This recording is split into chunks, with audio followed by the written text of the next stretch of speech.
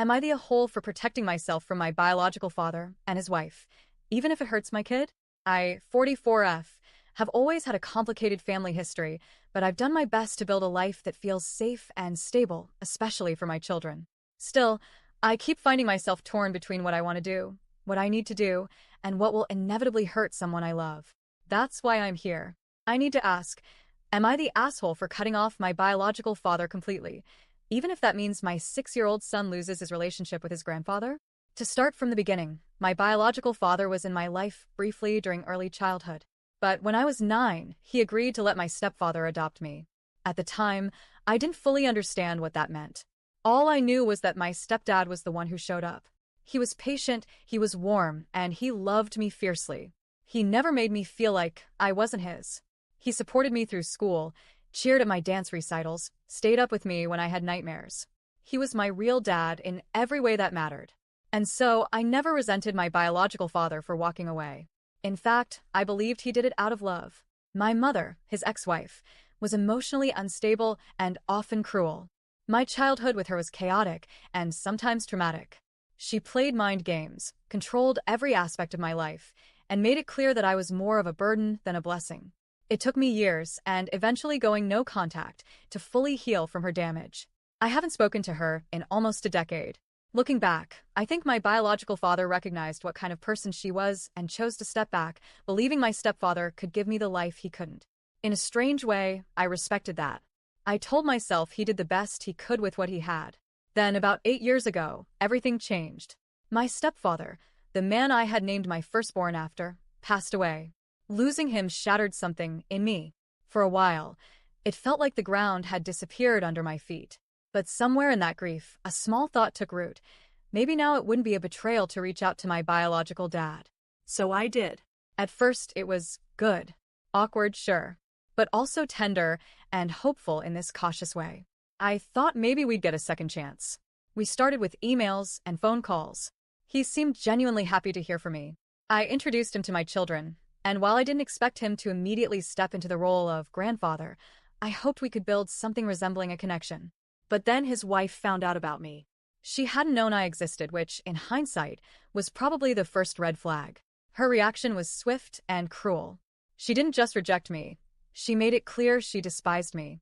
She said things I won't easily forget. Called me a whore. Said my house was filthy. Claimed I was using my father for money, which I wasn't and never have. Worst of all, she told me her daughter was supposed to be the only one to give my dad grandchildren, and that I was ruining that fantasy. All of this was done in private. To his face, she smiled. Behind his back, she tore me down. I stayed quiet about it for a while, because I was desperate to have even a sliver of family left.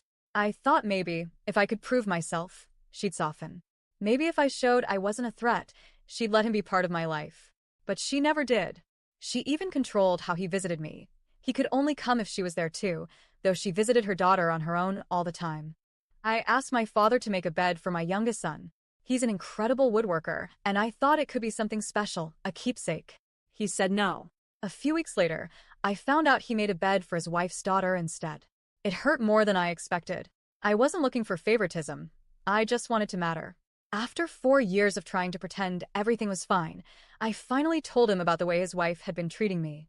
He acted surprised, even upset, and promised to handle it. And for a while, things did get better. She kept her distance, and I started to feel hopeful again. But then the insults started coming from him. It was like he'd picked up where she left off. He told me I had a face like leather.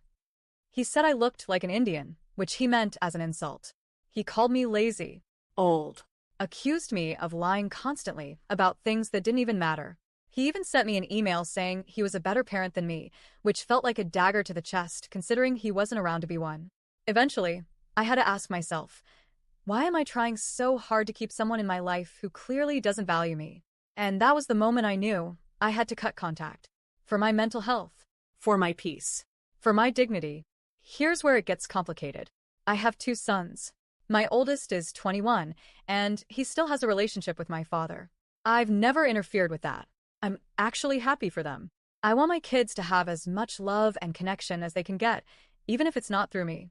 But my younger son is only 6. He asks about his grandpa constantly. He remembers little moments, like when my dad gave him a small wooden toy, or when he called to sing him happy birthday. And every time he asks when he'll see Grandpa again, my heart sinks. Because the answer is he won't. And that's where the guilt creeps in. Am I depriving my child of a relationship that could be meaningful, even joyful, just because I was hurt? Am I letting my trauma dictate his life? But then I remember the emails, the insults, the way my father twisted a second chance into another wound. And I think about how exposing my 6-year-old to that kind of emotional instability, even secondhand, could do more harm than good. I don't want to be the reason my father's marriage falls apart, either. From what I can tell, they're content as long as I'm not around. Maybe I was always meant to be the chapter they never opened. Maybe that's just how it is. So, am I the a-hole? Am I the asshole for choosing peace over pain, even if it means my son loses something I never had? Because right now, I'm the one who feels lost. And I just want to know if protecting myself means failing someone else.